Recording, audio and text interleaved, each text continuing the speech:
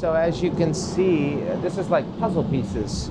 They're interlocking, and like you see how like this goes here and this goes here, and they're all staggered. So this is to prevent the water from seeping in. And so we know that they designed it this way because when Ron Wyatt discovered the actual Ark outside the mountains of Ararat, they found petrified wood that was like this. And so it's like actual interlocking pieces. So they were brilliant even at this time. We just think of what human beings are capable of doing and just the ingenuity. And then over here too, you can see how it has these interlocking pieces and the pins, and so it's remarkable. Just we think like back in those days, well, they must have been really primitive, but human beings are actually capable of doing amazing things, and because God instructed Noah how to build the ark, so he had that advantage as well.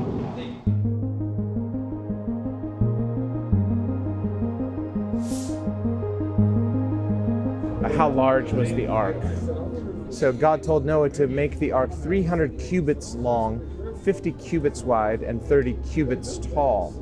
However, we can't be sure which cubit Noah used because there are different types of cubits for different measurements. So the Ark Encounter decided to use a royal cubit since major construction projects in the ancient world were often based on them.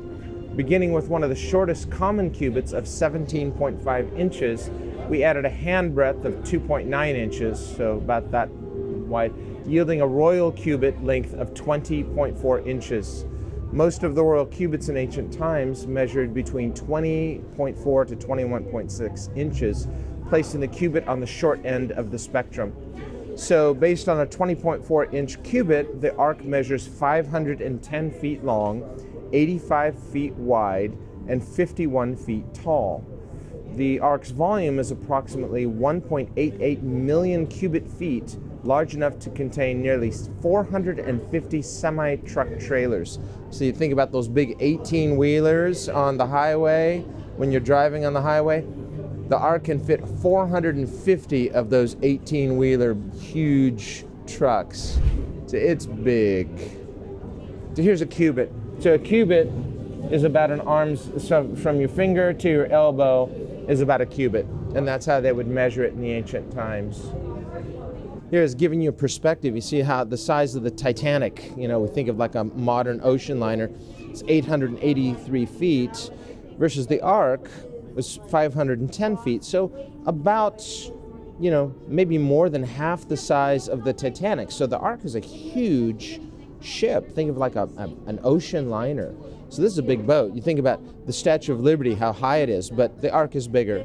Or the size of a Boeing 747.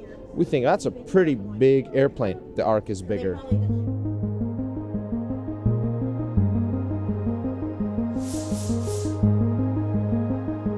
So a lot of people, when the artists, they imagine, it must have been shaped like a long rectangle box. This popular image has led many to believe, mistakenly, that Noah's Ark must have been shaped like a long rectangular barge. But is that necessarily the case? No, it's not. The Bible describes the ark's dimensions, but simply knowing the maximum length, width, and height of an object doesn't mean we know its overall shape. For example, an object that is 10 inches long, wide, and tall can be a cube, a sphere, or even a pyramid. So when the Bible gives us those dimensions, it's this long, it's this high, it's this wide, it doesn't mean it has to be a cube or a rectangle. The shapes are not included in those dimensions. So like many other Hebrew nouns, the word translated as ark, it's the word teva. It seems to convey its purpose rather than its shape. Outside of the flood account, teva is used to describe the ark of bulrushes in which the baby Moses was placed. That's in Exodus 2, verses 3 and 5. Both of these arks, so when baby Moses was put in the bulrushes in a little boat, obviously it's not going to be a square rectangle boat.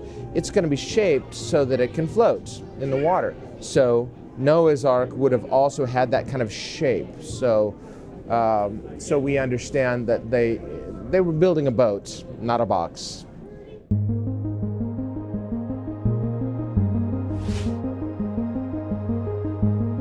this is explaining about what we were talking about when we first came in, about this is how the hull of the boat, we think about, well, how could you build a wooden boat? It's like, isn't it going to leak? And but we saw those interlocking wood pieces, kind of like puzzle pieces, and then so that keeps water from coming in, and then they would have covered it with pitch, which is like a tar, and that kind of seals it. So the boat would have been very, very waterproof. And in fact, we look at like how they created it. We probably wouldn't know exactly how to do that today because the craftsmanship is lost. But we see the problem with long wooden ships is that they tend to flex in the waves, causing the planks to slide against each other and break the waterproofing seal. So this is a problem. So to solve the problem, the hull has to be constructed in a way that keeps the planks from sliding. And so that's why they have these multiple layers, kind of like interlocking pieces, kind of, every so on. So this one's here, this one's here, this one's here, and they're all locked together. So they have 3 layers of this, of structural planking, to improve the resistance in the hull. So this also includes 2 outer sacrificial layers below the waterline to protect against damage from scraping and collision. So the ceiling of a wooden ship consists of thick timbers attached to the inside of the hull. These timbers increase the strength of the hull and provide attachment points for the internal deck. So they're just explaining how they would have made the ceiling waterproof as well, so you don't have water leaking in from the rain. This would have been completely waterproofed from top to bottom. And then over here they're explaining about like the planking, how it's edge jointed. And so they've actually seen in many of the ancient Greek ships, they feature this kind of planking with the joints that are interlocking to prevent the planks from sliding and loosening up. So this this ability to be able to do this has existed in ancient times, back to the ancient Greeks, and very likely they would have known about this all the way back to the time of Noah. In fact, if we look at the kind of anchors that were used by the Greeks and also the Romans in their ships, we have found these anchors that are at close to the site outside of Mount Ararat, where they discovered the Ark, and they're just massive anchors. They have these big rocks with these holes in them, and then they would throw them overboard and to anchor the boat. And the names of Noah and his family, they have the figures. The Crusaders had marked these out, and so recognizing that these were the original anchors of Noah's Ark. But if you look at the shape, they're very similar to what the Greeks were using for their anchors. So it would make sense that the Greeks had gotten a lot of this technology, not just for making anchors, but for this, making the edged jointed planking. And so all of this technology Noah would have known about. We really have no idea what the world was like before the Great Flood, but human nature being what it is and human ingenuity, it very likely would have been a very advanced society, also very wicked. That's why God wiped out civilization. But these people knew things. These were not like cavemen, primitive people, uneducated, living somewhere in a cave. No, they knew how to do things, and so it shouldn't surprise us. In fact, when you think about human longevity and the fact that they lived much longer than people do today, upwards to, I think the oldest person in the Bible, Methuselah, lived to 969 years. Adam lived to like 929 years. Noah was like 600 and something years.